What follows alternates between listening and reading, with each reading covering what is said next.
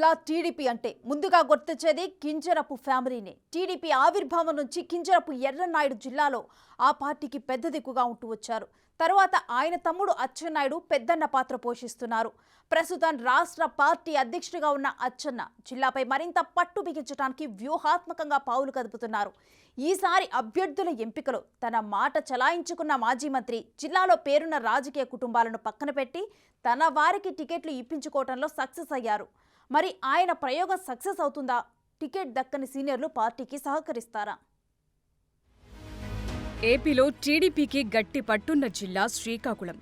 NTR party పెట్టిన నాటి నుంచి ఈ జిల్లాలో టీడీపీ ఆధిపత్యం కొనసాగుతూ వచ్చింది. గడచిన 4 దశాబ్దాల కాలంలో జిల్లా టీడీపీ నేతలు రాష్ట్ర, జాతీయ స్థాయిలో చక్రం తిప్పారు. అయితే దివంగత వైఎస్ఆర్, సీఎం జగన్లు జిల్లాలో సైకిల్ స్పీడ్ కి బ్రేకులు వేయగలిగారు.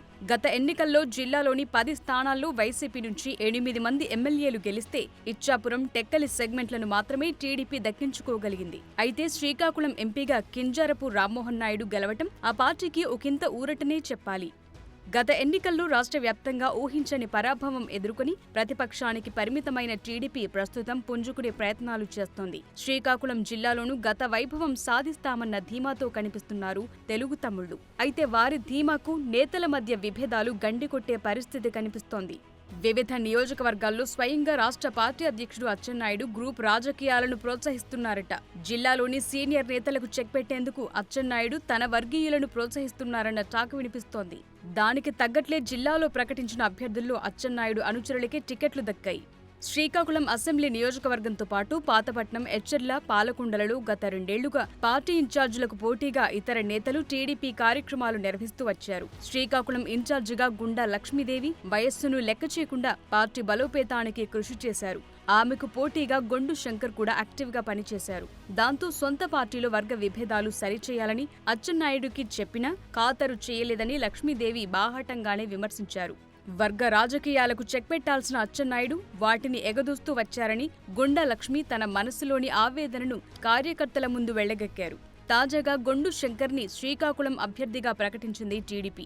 అక్కడ 4 సార్లు ఎమ్మెల్యేగా గెలిచిన గుండా అప్పల సూర్యనారాయణ, ఆయన సతీమణి 2014లో ధర్మాన ప్రసాదరావుపై ఎమ్మెల్యేగా విజయం సాధించిన గుండా లక్ష్మీదేవులను పక్కన పెట్టేసింది. దాంతో గొండు శంకర్కి టికెట్ రావటం వెనుక అచ్చెన్నాయుడు హస్తం ఉందని, ఆయన ఉద్దేశపూర్వకంగానే తమకు టికెట్ దక్కకుండా చేశారని గుండా దంపతులు ఆరోపిస్తున్నారు. పార్టీ నిర్ణయంపై తన అనుచరుల ముందు కన్నీటి పర్యంతమయ్యారు గుండా లక్ష్మీదేవి.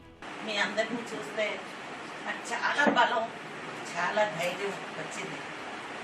ఎందుకంటే ఈరోజు మీరందరూ కూడా ఏదో మేము చెప్తేనో లేకపోతే ఇంకొకరు చెప్తేనో వెళ్ళలేదు. మీకు మీరుగా వెళ్ళి స్వచ్ఛందంగా ఏంటి పరిస్థితి అని అడిగినందుకు నిజంగా మీ అందరికీ కాళ్ళకి దండం పెట్టినా మా తప్పు లేదు.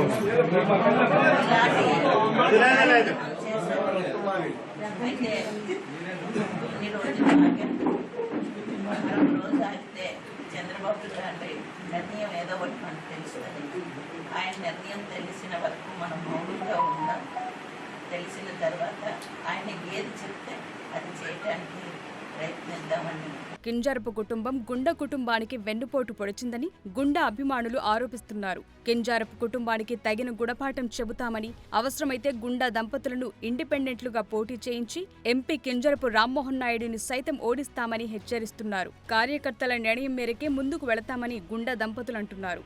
ఇక పాతపట్నంలో సైతం ఇదే పరిస్థితి. మాజీ ఎమ్మెల్యే కలమట వెంకటరమణకి పోటీగా మామిడి గోవింద్ని అచ్చెన్నాయుడు ప్రోత్సహించారనే ప్రచారముంది. టీడీపీతో సుదీర్ఘ అనుబంధమున్న కలమట కుటుంబాన్ని కాదని ఈసారి మామిడి గోవింద్ను పాతపట్నం అభ్యర్థిగా ప్రకటించడంతో పాతపట్నం టీడీపీలో రచ్చ మొదలైంది. అచ్చెన్నాయుడు కలమట వెంకటరమణకు అన్యాయం చేశారంటూ భారీ బహిరంగ సభను నిర్వహించింది కలమట వర్గం. ఆ క్రమంలో టెక్కలి, పాతపట్నంలో ఇండిపెండెంట్ గా బరిలో దిగుతానని కలమట వెంకటరమణ ప్రకటించారు.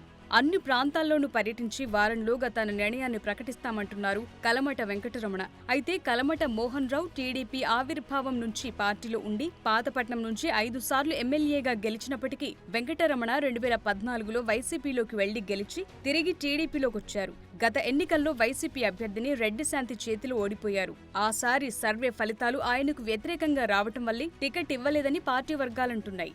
ఇక సీనియర్ నేత టీడీపీ పొలిట్ బ్యూరో సభ్యుడు కళా వెంకట్రావుకు సైతం హెచ్చర్ల టికెట్ రాకుండా అడ్డుకుంది అచ్చెన్నాయుడునని కళావర్గం మండిపడుతోంది. సీనియర్ నేత అయిన కళ గెలిస్తే అచ్చెన్న హవాకు చెక్ పడుతుందని అక్కడ కలిశెట్టి అప్పలనాయుడును అచ్చెన్న ప్రోత్సహించారని కళవర్గం గుర్రుగా ఉంది. అయితే హెచ్చర్ల టికెట్ కళ కలిశెట్టి ఇద్దరికీ కాకుండా చేసిన చంద్రబాబు వారిని విజయనగరం జిల్లాకు పంపించారు. కళా వెంకట్రావు చీపురుపల్లి బరిలో దిగితే కలిశెట్టి విజయనగరం ఎంపీ అభ్యర్థిగా పోటీలో నిలిచారు. కళా శిష్యుడైన పాలకొండ టీడీపీ ఇన్ఛార్జ్ జయకృష్ణకు సైతం సీటు దక్కకుండా పాలకొండ సెగ్మెంట్ను జనసేనకు కేటాయించడం వెనుక కూడా అచ్చెన్నాయుడి హస్తముందని కళా వెంకట్రావు వర్గం కారాలు మిరియాలు నూరుతోంది.